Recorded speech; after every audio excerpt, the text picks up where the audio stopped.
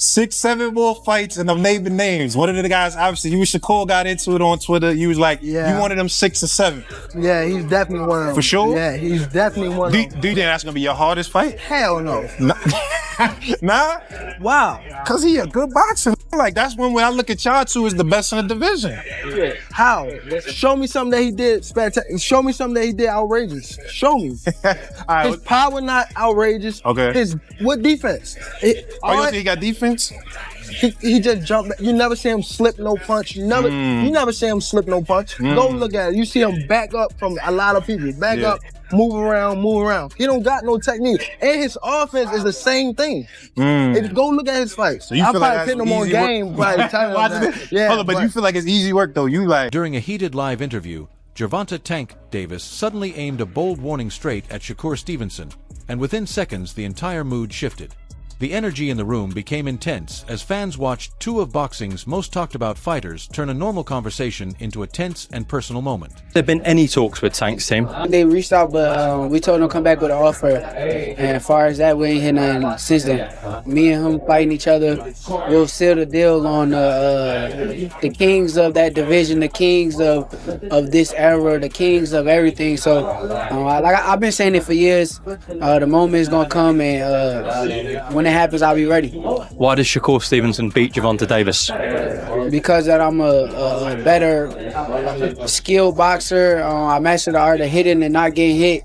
And he will be the person that will have to change up his style. He can't go out there and box and lose rounds. He will have to change up his style and just become full blast aggressor to try to... This wasn't the usual fight hype or scripted back and forth fans are used to hearing. Tank approached the situation with real intensity and made it clear he had serious doubts about Shakur Stevenson's standing in the sport. He openly challenged everything tied to Shakur's name, from the opponents he's faced to whether he's actually earned a place among boxing's top stars. The comments hit deeper than a simple debate about talent. It became a direct shot at Shakur's legacy, achievements, and overall respect within the boxing world. Do you ever think we'll see you and Tank, realistically? Man, I ain't gonna lie. I'm gonna keep it 100 with you. I don't really like talking about him. Yeah. Cause like the way that he move is goofy to me. Like it's some weird. So like, I really don't like speaking on him. But like, if same thing that fighting perspective. Same thing that I said with T.O. If anybody got issues with me or feel some type of way about me, you could come see me on fight night and resolve every issue that you got. Yeah. I stand by that way. But Shakur Stevenson didn't stay quiet for long. He fired back almost instantly, claiming Tank Davis had been dodging a fight with him for years and refusing to step into the ring when it mattered most.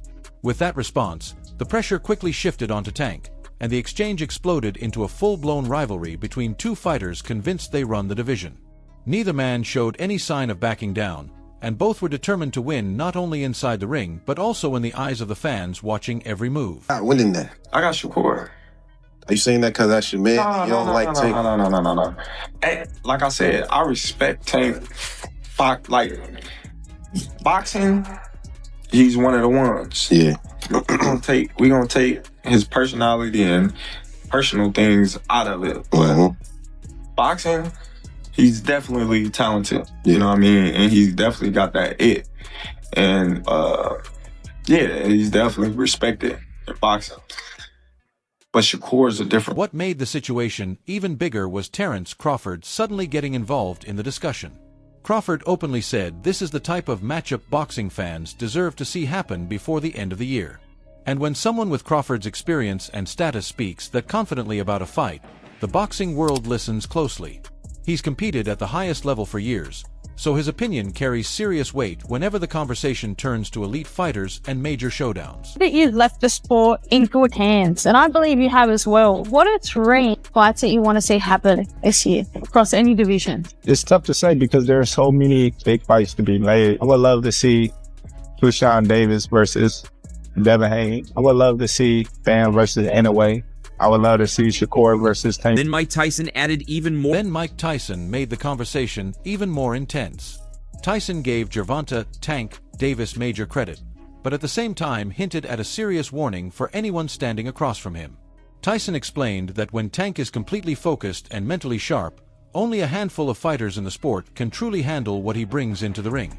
It didn't come across as simple praise. It felt more like a message hidden inside respect. Because at his absolute peak, Davis becomes extremely dangerous, unpredictable, and powerful enough to change the entire fight with one clean shot. Oh God, I don't even.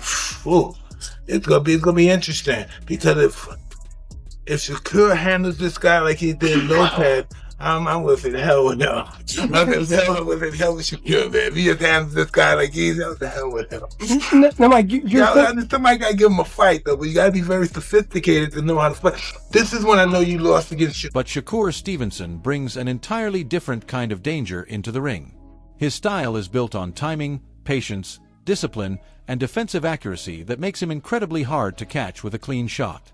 He has a way of forcing opponents to second-guess every decision they make, and the moment doubt starts creeping in, rounds begin disappearing quickly on the scorecards. That's exactly why this potential matchup has become such a massive topic in boxing. It's no longer just a conversation about talent. It's a clash between two completely different approaches to fighting at the highest level. Explosive knockout power versus calculated technical skill.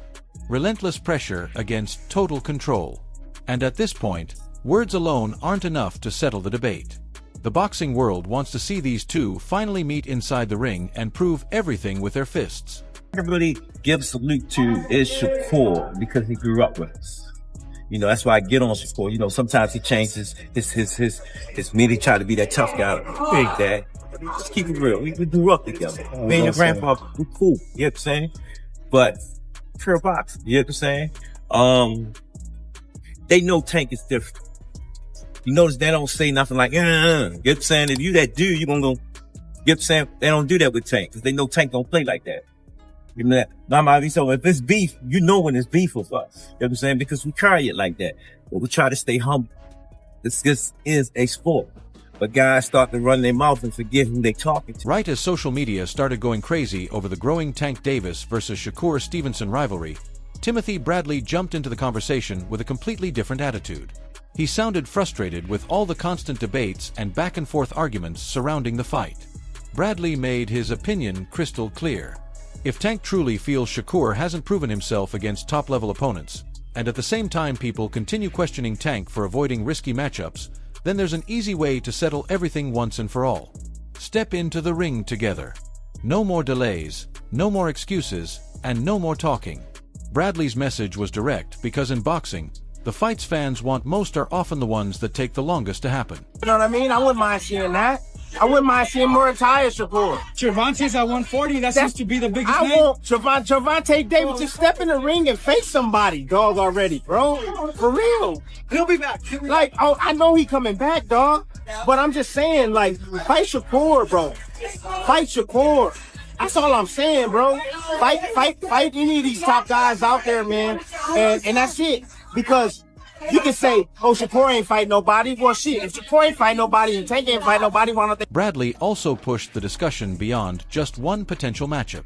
He started talking about the bigger problems affecting boxing today and why so many major fights struggle to come together.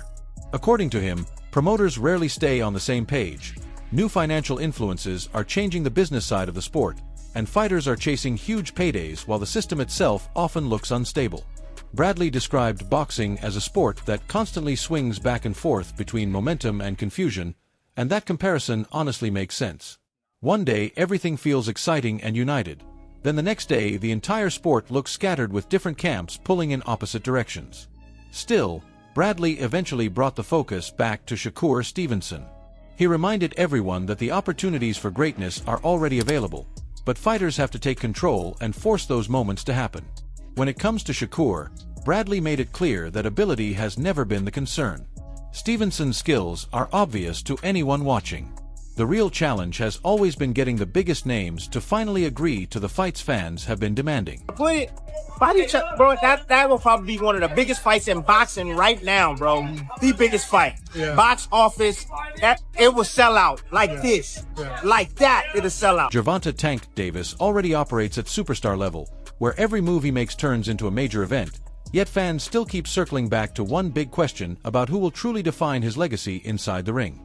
Timothy Bradley's comments didn't come off as disrespect or criticism, but more like urgency, as he stressed that the perfect time to make this fight happen is right now and that it could easily become one of the biggest clashes in boxing. This matchup brings together everything fans crave: contrasting styles, strong personalities, deep narratives, and massive fan bases, making the tension grow even more with every passing debate.